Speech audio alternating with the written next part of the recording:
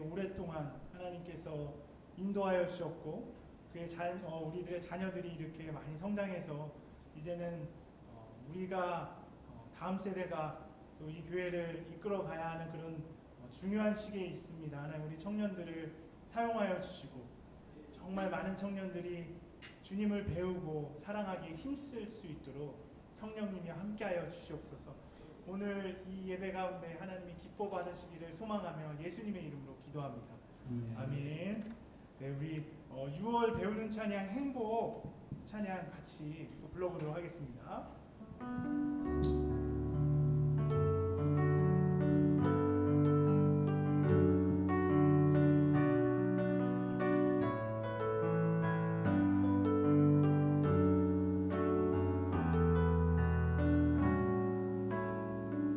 화려하지 않아도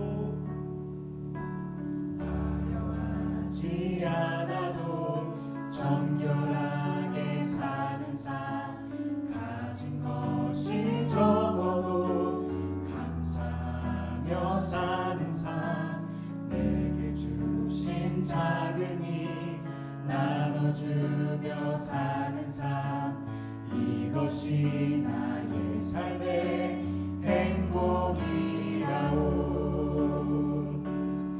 이것이 행복이라오 세상은 알 수 없는 하나님 선물 이것이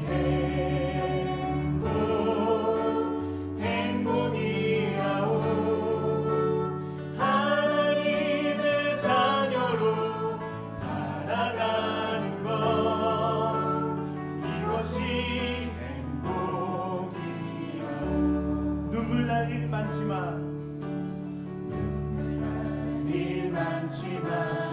기도할 수 있는 것 억울한 일 많으나 주를 위해 비록 짧은 작은 삶 주 뜻대로 사는 것 이것이 나의 삶의 행복이라오 이것이 행복이라오 이것이 행복이라오 세상은 알 수 없는 하나님 선물 이것이 행복이라오 하나님의 자녀로 살아가는 것 이것이 행복이라오 이것이 행복이라오 이것이 행복이라오 세상은 알 수 없는 하나님 선물 이것이 행복이라오 하나님의 자녀로 살아가는 것 이것이 행복이라오 우리 하늘 위의 주님밖에 같이 박수 치면서 찬양하도록 하겠습니다.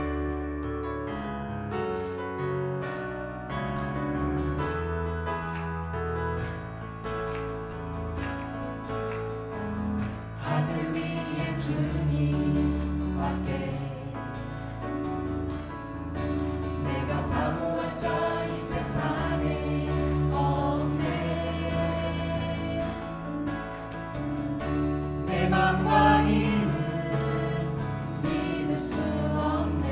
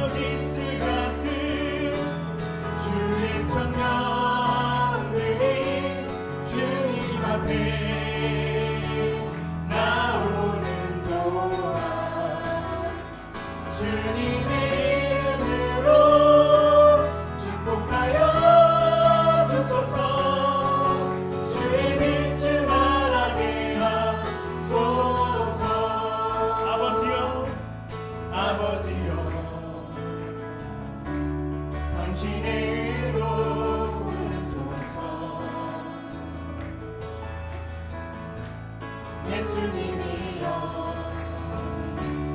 주의 보혈로 덮으소서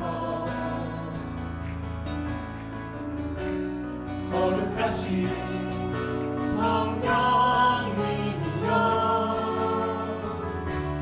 권능으로 임하소서 거룩한 옷을 입고 즐거이 하시나니 주님의 백성들에게 주여 함께 하소서 새벽 이슬 같은 주의 청년들이 주님 앞에 나오는 동안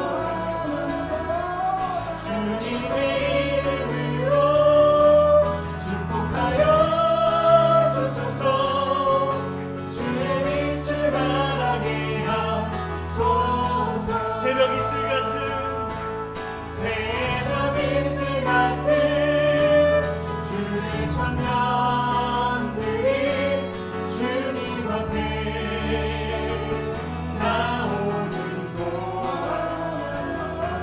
주님의 이름으로 축복하여 주소서 주의 빛을 말하게 하소서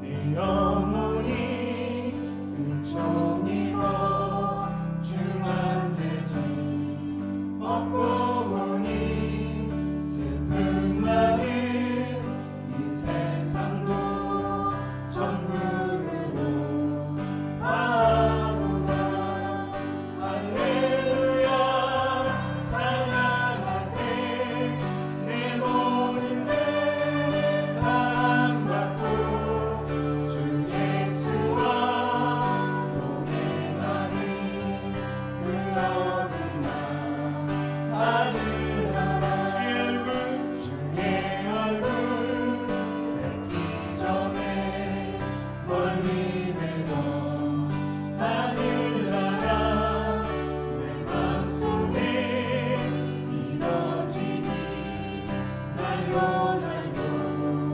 가깝도다 할렐루야 찬양하세 내 모든 죄 사함받고 주 예수와 동행하니 그 어디나 하늘나라 높은 산이 거친 길이 조망이나 꿈거리나 내 주 예수 오신 도시 그 어디나 하늘나라 할렐루야 찬양하세 내 모든 죄 사함받고 주 예수와 동행하니 그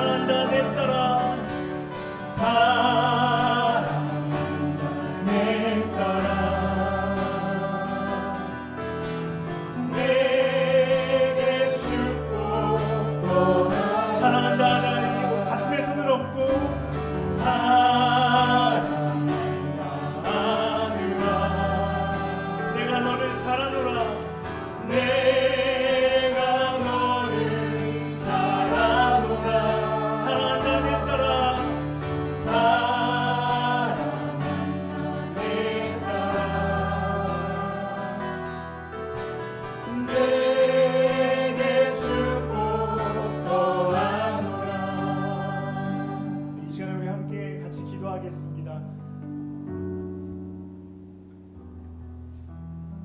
우리가 마지막으로 주님 사랑합니다 그렇게 고백했을 때가 언제입니까? 찬양할 때 외에 우리가 언제 마지막으로 주님께 진심을 다해 주님 사랑합니다, 예수님 사랑합니다 그렇게 외치는 게 언제일까요? 이 시간에 하나님께 우리가 사랑한다고 고백했으면 좋겠습니다. 하나님께 기도하시는 가운데 주님 뭐 많은 감사의 이유가 있겠지만 무엇보다도 나를 사랑하여 주시니 너무나 감사하고 주님 내가 너무나 주님을 사랑합니다. 이 시간에 자신의 고백을 하나님께 올려드리도록 하겠습니다. 같이 기도하겠습니다. 하나님 감사합니다. 정말 주님을 사랑합니다. 하나님 정말 우리를 이 땅에서 살게끔 해주시니 너무나 감사합니다. 정말 우리 한 사람 한 사람을 품어주시고 몸에서 우리들을 정말 세워주시고 정말 이렇게 사랑해주시니 감사합니다.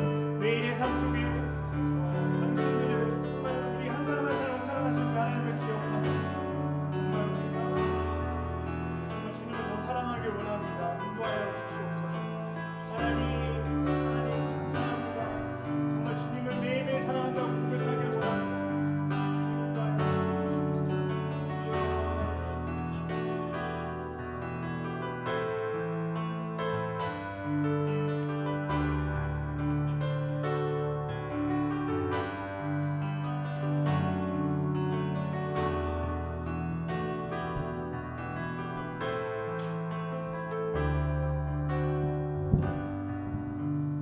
하나님 감사합니다.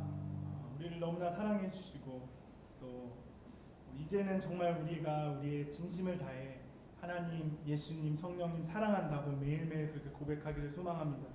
특별히 오늘 청년들이 함께 나와 예배드리는 이 순간은 주님 우리 한 사람 한 사람에게 은혜를 더하여 주시고 우리 청년들이 날이 갈수록 또 하나님을 사랑하는 마음과 하나님 알아가는 지식이 더 커질 수 있도록 인도하여 주십시오. 감사합니다. 예수님의 이름으로 기도합니다.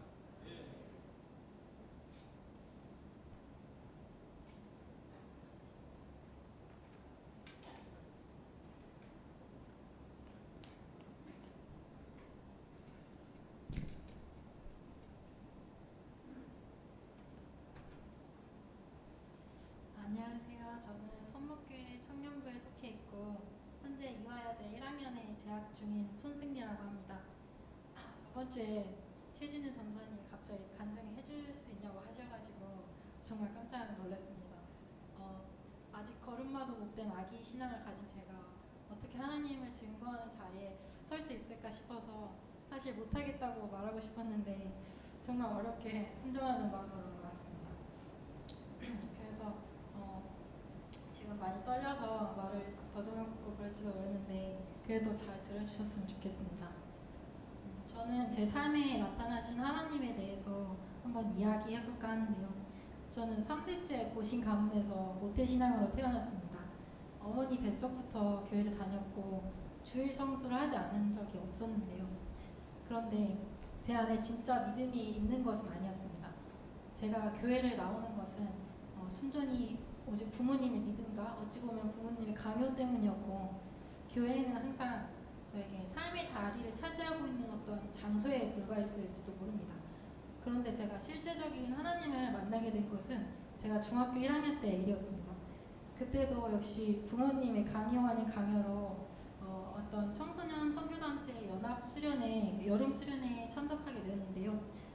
그 마지막 날이었습니다. 강단에 서신 목사님께서 이렇게 말씀하셨습니다. 사람이 예수님의 보혈의 피를 믿지 못하고 또 그럴 필요성도 느끼지 못하는 것은 자신이 죄인임을 깨닫지 못하기 때문이다 라고요. 그렇게 마지막 폐 예배를 마치고 나오면서 정말 오직 성령님의 은혜로 그 말이 제 마음에 믿어지고 제가 죄인임이 순간 깨달아졌습니다. 그 전까지 저는 그냥 세상에 내놓아진 천둥벌거숭이 같은 죄인에 불과했고 어린 나이였지만 심지어 다른 사람들에게 죄를 종용하기까지 하는 죄의 앞잡이에 불과했습니다. 그 사실을 깨달아지자 하나님 앞에 너무 부끄러움을 느꼈고 또 달라지고 싶었습니다. 근데 그렇게 시간이 흘렀지만 아직 너무나 큰 문제가 제 삶에 남아 있었는데요. 예수님을 나의 구세주로 받아들이고 믿게 되었지만 저는 진정으로 회개하는 자리에까지 나아가지 못했던 것입니다. 제게 있어서 가장 큰 문제는 가정에 있었습니다. 어렸을 때부터 아버지와 떨어져 살다가 굉장히 좋지 못한 시기에 함께 살게 되었어요. 그래서 저와 또 언니, 저는 세 자매인데요.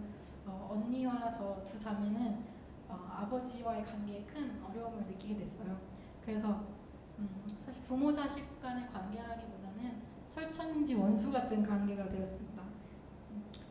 그런 동시에 또 부모님 두 분 간의 사이도 무척 어려웠고요. 경제적으로도 이 가정이 매우 어렵기 때문에 이 가정이 존속되는 것은 순전히 어머니의 눈물 어린 기도와 또한 그런 희생 때문이었습니다. 그런데 저는 그런 어머니에게 나는 저 인간을 아버지로 인정하고 싶지 않다. 저 사람을 평생 용서하는 일이 내 인생에 없을 것이다 라고 말했습니다. 그래서 저희 어머니의 마음을 무척 아프게 했고 또 이것으로 인해 하나님 앞에 너무 큰 죄를 지었습니다. 그런데 제가 이제 이것을 이게 죄라고 여러분에게 이렇게 말씀드릴 수 있게 된 것은 처음 나를 만나셨던 하나님께서 그때 나의 죄를 너가 죄인이다 라고 나에게 알려주셨던 것처럼 이것 또한 하나님께서 알려주셨기 때문입니다. 얼마 되지 않은 작년의 일인데요. 밤중에 혼자 기도하는 중에 하나님께서 제게 이런 말씀 생각나게 하셨습니다. 마태복음 18장의 내용인데요. 용서에 관해서 예수님이 하신 말씀입니다. 여러분도 다 아실 거예요. 어떤 종이 주인에게 1만 달란트를 빚졌는데 종을 불쌍하게 여긴 주인이 그 빚을 모두 탕감해 주죠. 그런데 그 종이 탕감함을 받고 나오는 길에 자신에게 100데나리온을 빌린 동료를 발견하게 되죠. 그래서 그 동료에게 용서를 받았으면 용서를 해줘야 될 텐데 용서하지 못하고 빚을 갚으려고 화를 내고 심지어 그 동료를 감옥에 가두기까지 했습니다. 제가 그 마지막 구절을 좀 읽어보도록 하겠습니다. 그렇게 그 동료를 용서해주지 않은 종에게 주인이 이렇게 말합니다. 이에 주인이 그를 불러다가 말하되 악한 종아, 내가 빌기에 내가 내 빚을 전부 탕감하여 주었거늘 내가 너를 불쌍히 여김과 같이 너도 내 동료를 불쌍히 여김이 마땅하지 아니하냐고 라고 말했습니다. 그리고 주인이 노하여 그 빚을 다 갚도록 그를 옥졸들에게 넘기니라. 그리고 예수님께서 마지막으로 너희가 각각 마음으로부터 형제를 용서하지 아니하면 나의 하늘 아버지께서도 너희에게 이와 같이 하시리라 라고 말씀을 하시죠. 이 말씀을 통해서 그 순간 성령님께서 이 종의 모습이 다름 아닌 저의 모습이라는 것을 깨닫게 해주셨습니다. 하나님께서는 죽을 수밖에 없는 흉악한 죄인된 나를 용서해 주셨는데 저는 이 아버지의 죄를 붙들고 스스로 악한 종이 되었던 것입니다. 이렇게 나를 회개하게 하시는 하나님의 은혜로 저는 아버지와의 관계를 회복할 수 있게 되었습니다. 그리고 가늠한 여자에게 돌을 던지기 전에 내 죄를 먼저 돌아보자 하는 다짐을 하게 되었습니다. 그러나 지금도 여전히 저는 제 문제와 싸우는 것은 너무 어렵고 힘든 일이라는 것을 느끼고 있습니다. 저는 이렇게 나를 붙들고 될 수만 있다면 지옥으로 끌고 가려고 하는 악한 영의 세력에 지지 않고 이길 수 있기를 원하고 또한 그러기 위해서는 나를 죄의 길에서 꺼내셔서 의의 길로 인도하시고자 하는 하나님의 말씀에 반응해야 함과 또 스스로 말씀과 기도로 무장해야 함을 항상 느끼고 있습니다. 혹시 성도님들 중에서도 저와 같이 이렇게 가정의 문제라던가 도저히 해결되지 않을 것 같은 그런 미움의 문제로 어려움을 느끼시고 계시는 분들이 혹시 있을지 모르겠습니다. 우리 하나님은 설사 악인이 죽는 것을 기뻐하지 않으시고 당신께로 돌이켜 사시기를 원하는 분이십니다. 성도님들도 하나님은 우리가 회개하기를 원하시고 또 당신께로 돌아오기를 기다리신다는 것을 기억하셨으면 좋겠습니다. 이상으로 저희 간증을 짧게 마치고자 합니다. 많이 서툴렀지만 잘 들어주셔서 감사합니다.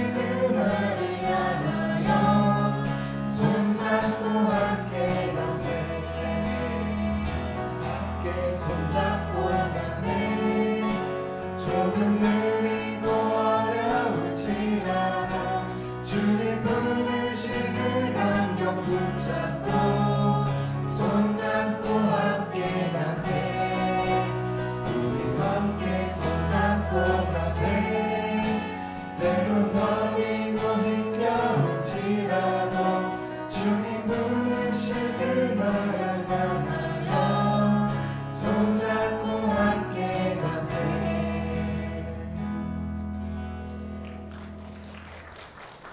손잡고 함께 가세. 청년부 함께 가세.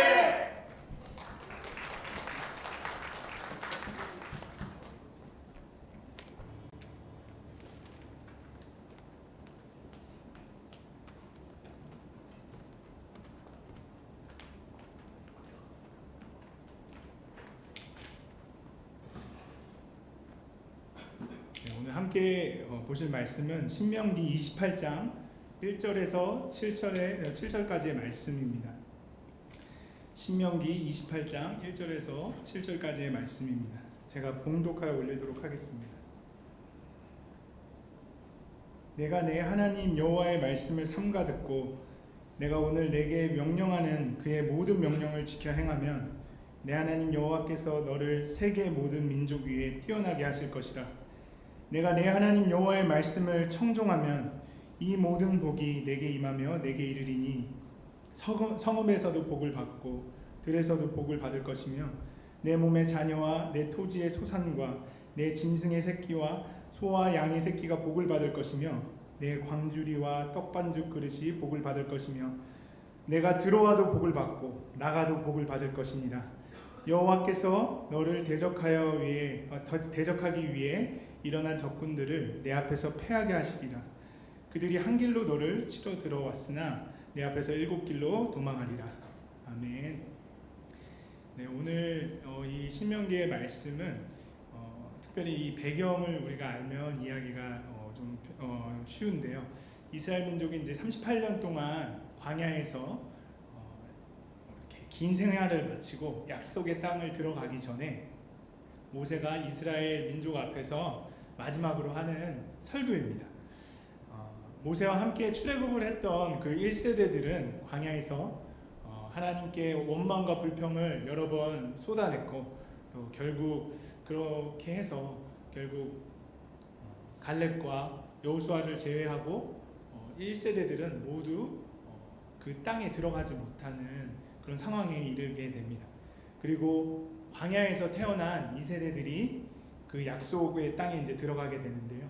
들어가기 전에 이제 모세가 그들을 모아놓고 그 바로 앞에서 모압 땅에서 다시 한번 하나님과 맺은 언약에 대해서 그 전 세대가 맺었던 시내산에서 맺었던 그 언약을 다시 한번 모압 평야에서 이제 맺게 됩니다.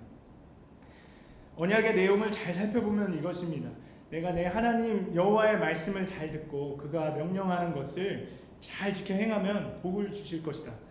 근데 그렇지 하지 않을 경우는 저주를 받을 것이다라고 이제 이야기합니다.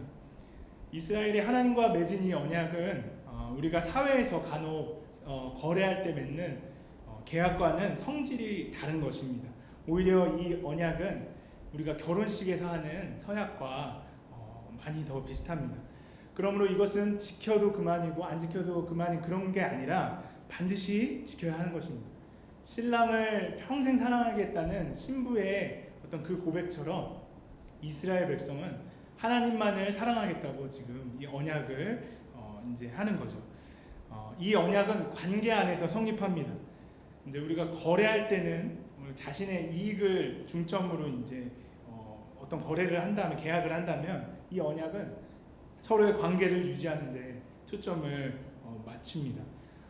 언약은 결코 축복을 받기 위해서 막 지키는 것도 아니고 저주를 피하기 위해서 지키는 것이 아닙니다. 하나님의 백성은 하나님을 사랑함으로 이 언약을 지키는 것입니다.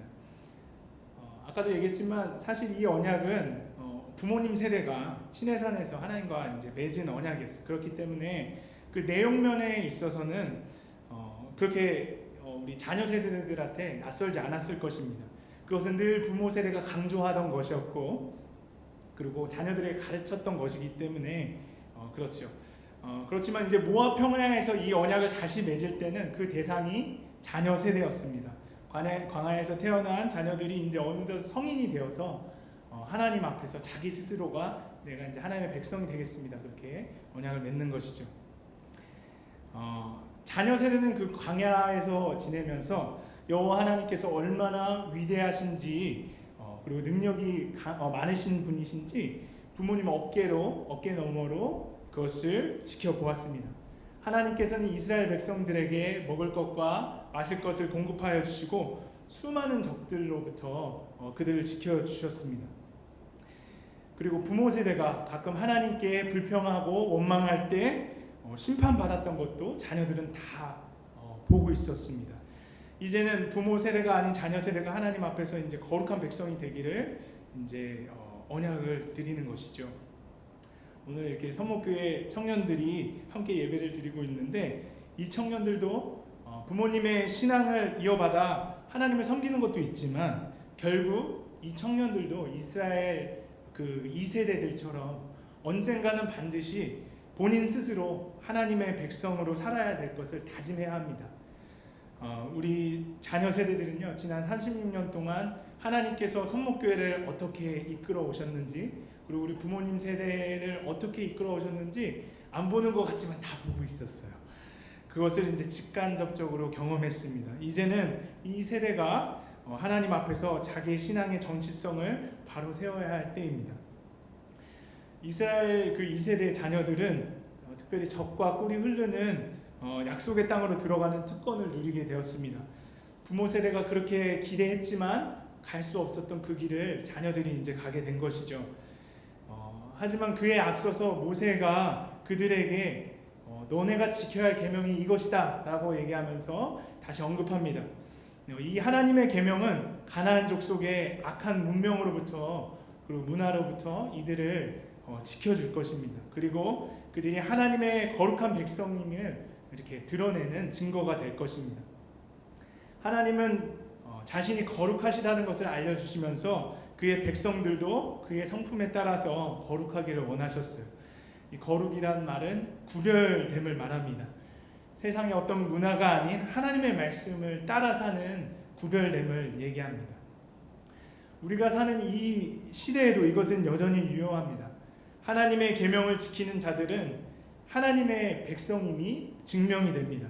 시대가 악할수록 우리는 우리의 정체성을 분명히 해야 합니다. 우리가 아무리 우리 스스로 하나님의 자녀라고 할지라도 만약에 우리의 삶이 하나님의 말씀과 상관이 없다면 아무도 우리를 하나님의 자녀라고 생각하지 않습니다. 그런데 오늘날 우리는 세상과 다른 것을 너무나 두려워합니다. 세상에서 조금이라도 튀는 것처럼 보이는 것을 너무나 두려워합니다. 제가 작년에 이맘때쯤에 이제 원래 쓰던 차를 더 이상 쓸 수가 없게 돼서 지금의 차를 이제 중고로 매입하게 됐습니다. 그래서 저희 어머니가 아시는 분이 중고차 거래를 하시길래 그분한테 가서 이제 차를 이제 구매하게 됐는데 차를 보고 너무 마음에 드는 차가 있었던 거예요. 그래서 이제 가격도 그렇게 나쁘지 않아서 이걸로 사겠습니다. 그리고 사장님께 이제 얘기를 했어요. 사장님이 그 원 가격보다 한 500만 원, 600만 원 싼 금액을 계약서에 이렇게 적으셔서 가져오시는 거예요. 그래서 이거 왜 이러지? 그러니까 다 이렇게 해야 세금을 적게 내고 그것으로 좀 제가 더 싸게 해드릴게요. 그러는 거예요. 그래서 아내랑 이제 얘기하다가 그냥 우리는 정직하게 원래 가격대로 적고 이제 사기로 이제 말씀을 드렸어요. 전 그러면 살 수 있을 줄 알았어요. 그런데 사장님이 보시더니 만약에 이렇게 하면 자기가 원래 이렇게 떼온 그 가격 그러니까 그것도 어느 정도 이제 손을 봐서 이제 가져왔기 때문에 자기가 이제 벌금을 내야 된다는 거예요. 그래서 이렇게는 도저히 팔 수가 없다고 저희한테 얘기하셨어요. 그래서 제가 이제 아내와 이제 짧은 시간이지만 그때 막 기도하면서 갈등에 빠졌습니다. 그냥 이건 한번 눈 감고 그냥 사인하고 가져올까? 엄마 아빠한테 얘기 안 하면 되지 뭐. 그러면서 그런 이렇게 유혹이 들더라고요. 근데 그때 그 사장님께서 더 달콤한 얘기를 하셨어요. 제가 이제 이렇게 사역자고 저는 신앙의 양심상 그럴 수 없습니다. 그랬더니 어떤 얘기를 하자면 지난주에 어떤 교회에서 장로님이 오셔서 이렇게 사가셨다는 거예요. 그러니까 이게 참 다들 이렇게 하는 건가? 그래가지고 저도 너무 그냥 사인하고 싶은 거예요. 그럼 뭐 얘기 안 하면 되지라고 하고 싶었는데 그럴 수 없었죠. 근데 나중에 알고 보니까 이 사장님뿐만 아니라 중고차 거래를 거의 다 이런 식으로 한다는 거예요. 그래서 이렇게 가격을 낮춰서 팔아야 파는 사람이나 이제 구입하는 사람에게 유익을 좀 가질 수 있다는 거죠. 우리가 사는 시대는요, 나만 손해보고 하나님 말씀에 순종할 수 있는 그런 시대가 아니에요. 내가 하나님의 말씀에 순종하여 정직하게 살 때 나만 손해보는 게 아니라 상대방도 손해를 입히는 그런 시스템인 거예요. 다. 제가 너무 충격을 받았어요. 그 당시 저희 부부에게 어려웠던 점은 뭐냐면, 내가 신앙 양심을 지키겠다고 너무 유난 떠는 게 아닐까? 나는 손해보고 정직할 수 있지만 내 정직함으로 인해 안 믿는 사람들이잖아요. 안 믿는 사람들이 손해본다고 생각하니까 오히려 그 사람들 생각하기에 크리스찬들은 저렇게 이기적이야. 지 신앙 그 고집 지키겠다고 나에게도 이렇게 피해를 줘. 나는 그런 생각을 하지 않을까. 이게 오히려 이 사람을 복음을 믿게 하는데 방해가 되지 않을까. 별 생각이 다 드는 거예요. 결국 우리 부부는 할인하는 그 금액도 포기하고 오히려 돈을 더 얹어주고 그 사장님이 벌금 내는 것까지 저희가 대신 내고 샀어요. 차가 너무 마음에 들어가지고 그래서 이제 산 거예요. 근데 제가 그 하나님의 말씀, 정직하자는 말씀을 순종하면서 기분이 좋았을까요? 나빴을까요? 아유, 믿음이 좋으시네요. 저는 하나도 안 좋았어요. 저는 기분이 너무 안 좋았어요. 저 아직도 그 상황 기억나요. 아내랑 나오면서 아내한테는 얘기 못하고 혼자 막 씩씩대면서 그게 원망의 화살이 하나님께로 가는 거예요. 하나님, 제가 이렇게 순종할 때마다 이렇게 재정적 손해를 본다면 너무 기분 나쁘습니다. 그러면서 막 이렇게 하면서 불평 아닌 불평을 막 쏟아내면서 이제 나오고 있었어요. 작년은 제가 안 그래도 이제 CC 간사를 할 때였는데, 주님, 제가 돈 많으면 100번이고 순종하죠. 근데 저 후원 받아서 사는 거 알잖아요. 제가 이렇게 이 좋은 가격에 살 거 제가 다 주고 사야 되겠습니까? 그러면서 막 엄청 불만이 많았어요. 근데 그날 밤에 이제 저희 어머니한테 아시는 분이니까 전화가 오신 거예요. 저도 나중에 들었어요. 아니, 뭐 기대도 안 한 거지만 어머니께 뭐라고 그분이 얘기하셨냐면, 제가 오랫동안 장사를 해봤지만 이런 사람 처음 봤다고, 부끄러웠다고 이제 얘기를 하셨다고 하더라고요. 그런데 우리가 이런 얘기를 들을 수 있지만 우리의 삶 속에서 이런 얘기를 못 들을 때도 많아요. 하나님의 말씀에 순종을 하는데 기분도 별로 안 좋고, 내가 기쁨으로 순종하면 좋은데 그것도 아닌 경우도 너무 많은 거예요. 그런데 세상은요, 믿지 않는 사람들은 우리 크리스찬들을 주목하고 있어요. 심지어 너무 이기적이다, 너네 그렇게 신앙적인 거 지키려고 남한테 피해 주는 거 너무 이기적이다 라고 얘기하고 있지만 그래도 우리를 주목하고 있어요. 이 사람은 어떻게 행동할까. 근데 너무나 많은 사람들이 우리가 하나님의 말씀에 순종하려고 할 때 좀 유별나 보이고 별나 보이니까 그게 너무 부담스러우니까 거기서 그냥 멈춰버리는 거예요. 할 거면 끝까지 하지, 안 하고 멈춰버리니까 세상 사람들은 더 그러면 아예 말을 꺼내지 말던가, 그러면서 이제 더 저희를 업신여기게 되는 거죠. 우리는 그들의 분위기에 압도되어서 하나님의 말씀에 순종하지 못할 때가 참 많이 있습니다. 예수 믿는 사람은 이 유혹을 이겨내야 합니다. 예수님께서 우리를 세상의 빛과 소금으로 부르셨지만 우리는 그 역할을 감당하기를 너무 부담스러워합니다. 예수님 이렇게 얘기하셨죠. 소금이 그 맛을 잃으면 무엇으로 짜게 하리요? 후에는 아무 쓸데없어 다만 밖에 버려져 사람에게 밟힐 뿐이니라.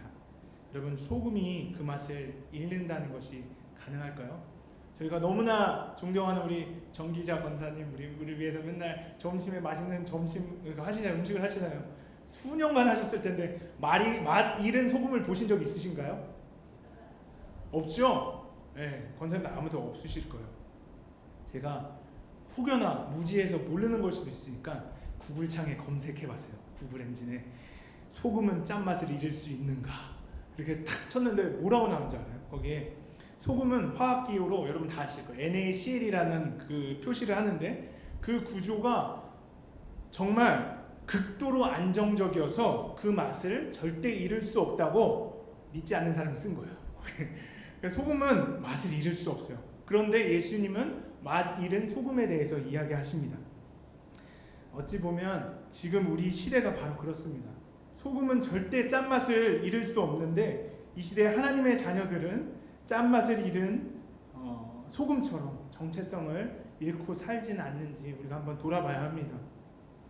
그리스도인들이 하나님의 백성이라는 정체성을 잃어버리면 극도로 안정적이어서 맛을 잃을 수 없는 소금이 맛을 잃는 그런 황당한 일처럼 실제로 말도 안 되는 일들이 발생한다는 것입니다. 그래서 모세는 오늘 이스라엘 백성들이 약속의 땅에 들어가기 전에 하나님의 백성이라는 정체성을 다시 일깨워줍니다. 오늘 본문을 한번 다시 볼까요? 내 하나님 여호와의 말씀을 삼가 듣고, 또 뒤에는 뭐라고 나오냐면 내 하나님 여호와의 말씀을 청종하면, 이렇게 이야기합니다.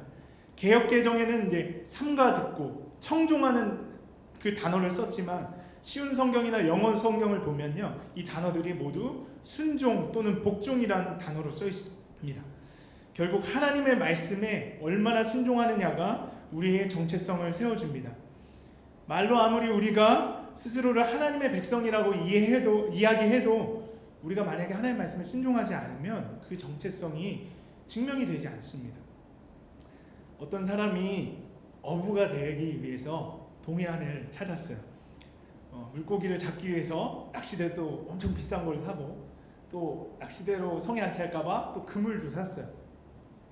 이 사람이 너무 어부가 되고 싶어서 사람들을 SNS에서 막 모았어요. 어부 될 사람 다 모여라. 그래서 막 어부 동호회도 만든 거예요. 그리고 전국에서 가장 낚시를 잘한다는 사람을 초청해서 그 동호회에서 강의도 들었어요. 어떻게 하면 물고기를 잘 잡을 수 있는지. 그리고 이 사람이 얼마나 어부가 되고 싶었는지 자기 집을 팔아서 작은 어선까지 준비를 했습니다. 그리고 어부가 되기 원하는 친구들과 함께 연구소를 찾았어요. 그래서 어떻게 하면 이 물고기를 잡을까 이렇게 막 연구했어요. 제가 이렇게 얘기하는 동안 조금 이상한 점을 발견하셨나요? 그 사람은 어부가 되고 싶었는데 물고기를 잡는 건 하지 않았어요. 장비도 사고 동호회도 만들고 연구소도 차렸지만 그는 절대 물고기를 잡지 않은 거예요. 과연 그는 어부일까요? 아니죠. 그가 아무리 자기의 정체성이 어부라고 얘기하더라도 그는 어부가 될 수 없습니다. 그 이유는 너무 간단해요. 물고기를 잡지 않기 때문에. 어부는 잡던 못 잡던 물고기를 잡아야지 어부죠. 하나님 백성 또한 우리가 아무리 교회 생활을 많이 하고 오래 했다라고 하더라도 우리의 삶 속에서 하나님의 말씀에 순종하지 않는다면, 그런 행동이 나오지 않는다면 우리는 하나님의 백성이라고 할 수 없습니다. 이후에 이스라엘은 약속의 땅에 들어가서 하나님의 말씀에 순종하지 못하는 그런 모습들을 많이 보이잖아요. 그래서 사사시대를 거쳐서 왕정시대까지 하나님의 말씀에 순종하면 하나님이 축복해 주시고, 불순종할 때 심판하시는 것들을 우리는 다 볼 수 있습니다. 특별히 가나안 땅에 들어가서 이스라엘 백성들이 한 발은 하나님께, 또 한 발은 그 악한 문화 속에다 걸쳐 놓으면서 혼합주의의 길을 가게 됩니다. 하나님을 섬기는 것도 아니지만 그렇다고 그래도 난 섬기고 있는데 라고 생각하는 이상한 지경에 빠지게 됩니다. 하나님의 백성으로서 결코 해서는 안 되는 행동들이었죠. 결국 그들은 하나님의 심판을 받게 됩니다. 그런데 그래도 감사한 것은 불순종으로 인한 심판을 받을 때에도 하나님은 하나님께 순종하는 소수의 사람들, 지난번에 목사님 말씀하신 남은 자들을 통해서 하나님의 백성인 이스라엘의 정체성을 회복하셨습니다. 지금 우리 이 시대는 하나님의 백성의 그 정체성을 회복하는 게 너무나 중요한 시대입니다. 그것은 하나님의 말씀에 순종하는 것으로만 증명이 됩니다. 근데 사실 우리는 하나님의 말씀을 순종할 능력도 의지도 없습니다. 그래서 우리는 성령 하나님의 도우심을 구해야 합니다.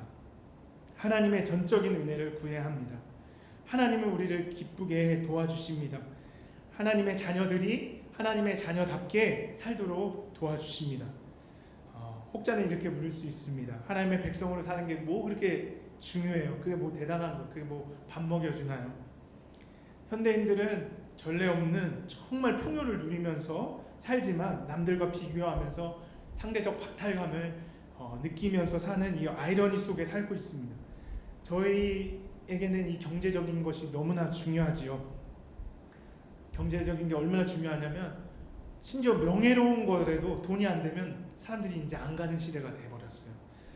그래서 이익을 위해서 신앙도 어느 정도 타협하는 그런 지경에까지 이르게 되었습니다. 그런데 하나님께서는 이러한 것을 결코 기뻐하지 않으십니다. 오늘 본문에서 하나님께서 순종하는 삶을 살게 되면 우리가 누리는 다양한 복에 대해서 얘기하죠. 너를 세계 모든 민족에 뛰어나게 하실 것이라고 얘기하시고, 들어와도 복을 받고 나가도 복을 받는다고 얘기하십니다. 그리고 나를 치러 오는 대적자들이 내쫓김을 당하는 그런 놀라운 복을 받는다고 얘기하십니다. 이 모든 복을 저와 여러분들이 누릴 수 있는 것입니다. 그러나 어디 이뿐이겠습니까? 하나님의 자녀됨은 영광스러운 명예를 얻게 합니다. 여러분이 만약에 가능성 없는 얘기긴 하지만요, 여러분이 만약에 영국 왕실의 왕세자로 입양됐다고 생각해 보십시오. 기분이 좋죠? 아닌가요?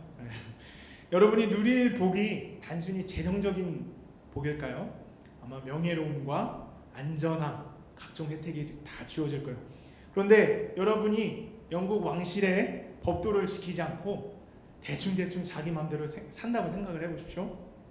어느 날 여러분이 영국 왕실을 지내다가 저 밑에 사탕이 떨어진 거예요. 근데 옛날 버릇을 버리지 못하고 주위에 누가 없나 이렇게 보시더니 사탕을 주워서 이렇게 입에 넣었어요. 자기도 모르게. 나 그러려고 하는 게 아닌데 그게 너무 습관이 돼서 이렇게 주워 먹은 거예요. 아무도 안 봤어. 그런데 만약에 나를 입양하신 영국 왕께서 그걸 봤어요. 얼마나 마음이 아프겠어요. 그런데 이것이 우리의 모습이라는 것입니다. 이제 왕실에 입양돼서 왕실의 법도를 지키고 왕자의 품위에 맞게 살아야 하건만 예전의 그 모습이 계속 나오는 거죠. 예수 그리스도로 인해 우리가 죄 용서함을 받고 하나님의 자녀가 되었습니다. 그런데 우리는 우리의 정체성을 스스로 저버리고 예전의 습관을 쫓아 떨어진 사탕을 주워 먹는 그런 것 같이 세상의 미련을 버리지 못하고 살아갑니다. 왕실의 법도를 지키듯 우리도 하나님의 자녀로서 하나님의 법도를 지키며 살아야 합니다. 이제 메시지를 마무리하려고 합니다. 모세는 그 자녀 세대가 약속의 땅에 들어가기 전에 다시 한번 하나님의 자녀임을, 그 정체성을 일깨워줍니다. 그리고 하나님의 말씀에 순종할 때 순종을 해야 할 때 순종을 할 때 그 정체성이 확립된다는 것을 얘기해 주죠. 그리고 우리가 성령님을 의지할 때 우리는 그 하나님의 말씀대로 살 힘을 얻게 됩니다. 영적으로 너무나 어두운 시기에 우리는 살고 있습니다. 하나님의 말씀에 순종하는 삶을 사는 저와 여러분이 되기를 원합니다. 우리 함께 기도하도록 하겠습니다. 하나님 감사합니다. 너무나 어려운 시기에 우리가 신앙생활을 합니다. 세상은 절대적인 것이 없다고 하고 그냥 너에게 좋은 것이면 그것이 진리라고 얘기하는 이 시대 가운데 우리는 하나님의 자녀로서 그 정체성을 확립해 나가기를 소망합니다. 하나님, 특별히 우리가 말씀에 순종함으로 하나님의 백성됨을 정말 입증하고 싶습니다. 하나님, 그러나 우리에게는 말씀을 순종할 능력이 없음을 고백합니다. 성령님, 우리에게 힘을 주시고 이 한 주간을 살아갈 때 삶의 작은 영역에서라도 하나님의 말씀에서 순종할 수 있는 저희가 될 수 있도록 인도하여 주시옵소서. 감사합니다. 우리를 통해서 하나님만 영광 받으시기를 소망하며 예수님의 이름으로 기도합니다. 아멘. 우리 목사님 나오셔서 광고 말씀하시고 기도하신 다음에 마치도록 하겠습니다.